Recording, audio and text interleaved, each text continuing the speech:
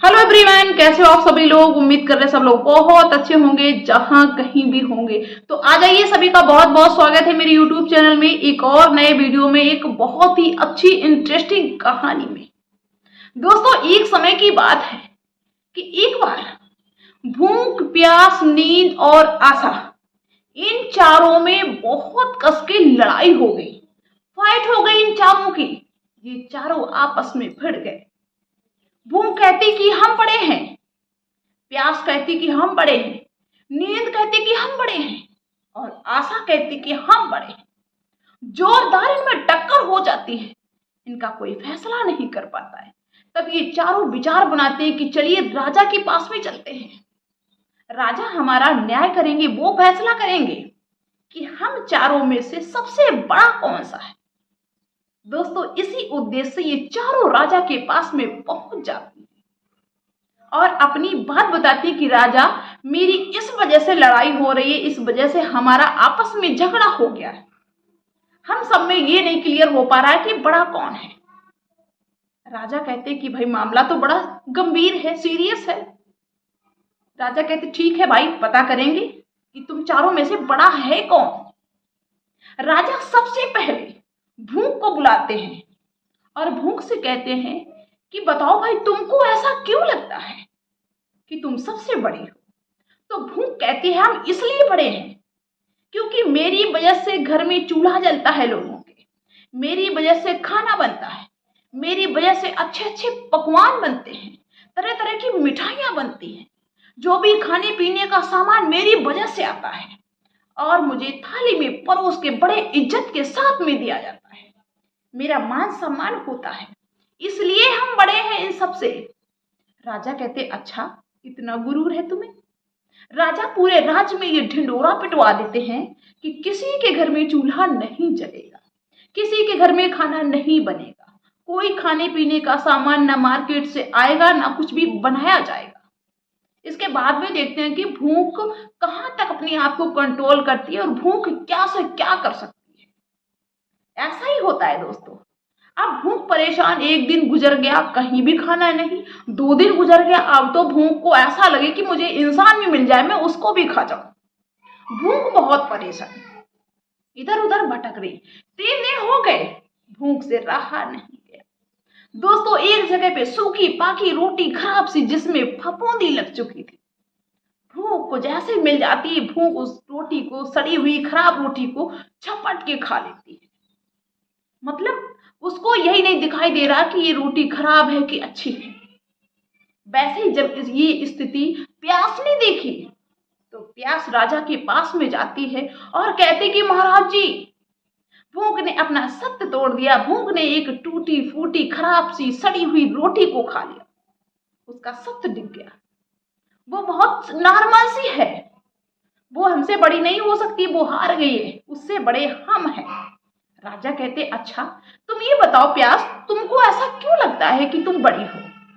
तो वो प्यास कहती है कि मेरे वजह से कुआं खुदवाए जाते हैं, मेरी वजह से नल लगवाए जाते हैं, मेरी वजह से प्याऊ लगवाए जाते हैं, और मुझे बहुत ही सम्मान के साथ में गिलास में, पात्र में लोग पानी देते हैं, मेरी बहुत इज्जत होती है। राजा पूरे राज्य में ढिंडोरा पिटवा देते हैं कि कोई कुआं नहीं खुदवाया गया नया। जो भी, जहां पे पानी के स्रोत हैं, जहां पे भी पानी संचित है, वहां पे कड़ा पहरा लगा दिया जाए। कोई ना तो किसी को पात्र में पानी देगा, कुछ भी पानी का कोई काम ही नहीं होगा। फिर देखें कि ये जो प्यास है ये कहां तक चलती है। दोस्तों, ऐसा ही होता है, सब जगह पे पहरा लगा दिया जाता है। नए जो जल के स्रोत होते हैं वहां पे रोक लग जाती है कि कोई नया जल का स्रोत चालू नहीं करेगा, कुआं वगैरह नहीं खुदवाया जाएगा, कुछ भी। और जहां पे है भी पानी संचित है, उस पे कड़ा पहरा लगा दिया जाता है। दोस्तों, प्यास परेशान, 1 दिन हो गया, 2 दिन हो गया, 3 दिन, अब प्यास को रहा ही नहीं जा रहा कि अब कैसे रहे। प्यास भटक रही है दोस्तों। चौथे दिन प्यास ने पता क्या किया, एक गंदा सा नाला जिसमें गंदा सा पानी बह रहा था, प्यास ने वो गंदा सा पानी पी लिया, जो कि देखने के लायक भी नहीं था। जब नींद ये देखती है कि इसने इतना सड़ा हुआ गंदा पानी पी लिया, तो जाके राजा को बताती है कि राजा, जो प्यास थी ना, उसने इतना गंदा पानी पी लिया जिसको लोग देखना भी पसंद नहीं करते। ये बड़े कैसे हो गए, अब तो बड़े हम हैं। राजा ने कहा अच्छा है। राजा ने नींद से कहा कि तुमको ऐसा क्यों लगता है कि तुम सबसे ज्यादा बड़ी हो? तो नींद ने कहा कि हम इसलिए बड़े हैं कि मेरी वजह से ये डबल बेड, सिंगल बेड, अच्छे अच्छे बिस्तर सब मेरी वजह से आते हैं। अगर हम ना हो तो इन सब का कोई महत्व नहीं है। बड़ा अच्छे से मेरे लिए बिस्तर लगाया जाता है, बड़े बड़े अच्छे अच्छे महंगे बिस्तरों पे हम लेटते हैं, मेरा बड़ा सम्मान होता है, बड़ा आदर मुझे मिलता है, बड़े बड़े महंगे महंगे चद्दर गद्दों के ऊपर बिछाए जाते हैं जिस पे हम लेटते हैं। राजा कहते अच्छा। राजा ने पूरे राज्य में ढिढोरा पिटवा दिया कि कोई भी बिस्तर नहीं लगाएगा, कोई भी चद्दर नहीं बिछाएगा, अच्छे गद्दा नहीं लाएगा, चारपाई वगैरह कोई भी नहीं डालेगा, बिल्कुल ऐसे ही शांत हो जाओ। दोस्तों वैसा ही होता है। अब नींद को जब नींद आए, नींद परेशान, व्याकुल, सोने के लिए परेशान, कहीं पे ना चारपाई पड़ी मिली, कुछ भी नहीं, क्योंकि सब पे पाबंदी लग चुकी थी। नींद बहुत परेशान, नींद बहुत परेशान। नींद को जब कुछ भी नहीं दिखाई दिया, नींद एक रेतीली उबड़ खाबड़ कांटों वाली जगह पे सो गई। दोस्तों जब आशा देखती है, आशा कहती है कि महाराज नींद तो ऐसी जगह पे सो गई जहां पे लोग पैर भी ना रखें, इतनी गंदी जगह पे, कटीली जगह पे जहां पे लोग बैठे भी ना। ये जो नींद है ना, ये हार गई, इसका कद छोटा है, मेरा कद बड़ा है। तो राजा ये कहते हैं आशा से कि तुमको ऐसा क्यों लगता है कि तुम इन तीनों से बड़ी हो? तो आशा कहती है कि मेरे अंदर बहुत कुछ सहने की क्षमता होती है। इंसान जो भी करता है, जो भी इंसान चाहता है, जो भी इंसान के सपने होते हैं, लाइफ में जो भी चाहता है, वो सब मेरी वजह से, मैं लोगों के अंदर होती हूँ, जिसकी वजह से लोगों के सपने आते हैं कि हम ये करें, हम गाड़ी खरीदें, हम बंगला खरीदें, हम ये करें, वो करें। हम लोगों के मन में आशा जगाते हैं, इसलिए हम बड़े। राजा ने कहा अच्छा।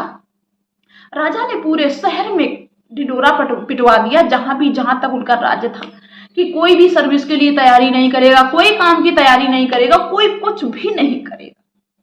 फिर देखें आशा कैसे अपनी जगह बनाती है लोगों के दिलों में। दोस्तों सभी लोग शांति से बैठ जाते हैं, कोई कुछ भी नहीं करता है, सभी लोगों ने अपना सब कुछ बंद कर दिया काम। दोस्तों क्या होता है कि आशा एक दिन का इंतजार करती, 2 दिन देखती है, लेकिन आशा के अंदर, जो नहीं कहते कि जिसके अंदर आशा होती उसको तसल्ली होती है। तीसरा दिन हो गया, आशा घूम रही है, भटक रही। आशा ने देखा कि एक गरीब व्यक्ति जो एक दीपक जला के उसके सामने बैठा हुआ था, उसके यहाँ ना खाने को था ना पीने को था, वो इस आस में बैठा हुआ था, ये आशा अपने अंदर बसा के बैठा हुआ था कि किसी दिन तो मेरा समय बदलेगा जरूर। दोस्तों आशा जाती उसके पास में जाके बैठ जाती है, वो जो दीपक जल रहा होता है आशा का, उसके पास जाके बैठ जाती है। देखते ही देखते वो जो गरीब था, उसका जो दीपक था वो सोने का बन जाता है, उसका जो टूटा फूटा घर था वो सोने का महल बन जाता है, उसके पास सब कुछ हो जाता है। अब जब राजा इस चीज को देखते हैं तो आश्चर्यचकित हो जाते हैं कि अरे जहां पे आशा है वहां पे तो असंभव काम भी संभव हो सकता है। जिसके अंदर आशा होती है उसके अंदर तसल्ली होती है, शांति होती है, और इन सब के चक्कर में वो इंसान बहुत आगे तक जाता है। इसका मतलब इन सब से आशा सबसे ज्यादा बड़ी है। तो हम सभी से ये कहना चाहते हैं कि लाइफ में जो भी करो, सपने तो अपने बनाओ ही बनाओ, क्योंकि आशा नहीं होगी तो आप कैसे आगे बढ़ेंगे। सपने आप देखिए, लेकिन अपने अंदर तसल्ली लेके, उम्मीद के साथ में, एक उम्मीद की किरण जगाते हुए, आशा की किरण जगाते हुए लाइफ में आगे बढ़ो। और ज्यादा लड़ाई झगड़ा नहीं कि किसी की जबरदस्ती जमीन छीन लो, जबरदस्ती किसी का घर छीन लो, इससे आप पैसे वाले हो जाओ। कभी आप पैसे वाले नहीं हो सकते हो। सिर्फ आप ईमानदारी से काम करो, सही दिशा में काम करो, और आशा की किरण अपने दिल में, अपने मन में जगाए रहना। आपकी कभी हार नहीं हो सकती मेरे भाई। इस कहानी से यही आपको हम सीख देना चाहते थे। तो आप मेरी इस कहानी से क्या सीखे, अच्छी लगी, कैसी लगी, क्या आपके विचार हैं, आप कमेंट्स में जरूर लिखना। तो चलिए दोस्तों, मिलते हैं ऐसी ही किसी इंटरेस्टिंग कहानी के साथ में नेक्स्ट डे। और ऐसे ही आप सभी लोग मेरे साथ में बने रहना। अगर आपको मेरी बात अच्छी लगे, मेरी कहानियां अच्छी लगे, तो आप मेरे चैनल को सब्सक्राइब कर लेना और बेल आइकन को प्रेस कर देना, ताकि जब भी हम वीडियो अपलोड करें तो उसका नोटिफिकेशन आप तक पहुंच जाए। तो गॉड ब्लेस यू सभी को, थैंक्स फॉर वॉचिंग। और चलिए दोस्तों, मिलते हैं नेक्स्ट वीडियो में, तब तक के लिए बाय सभी को।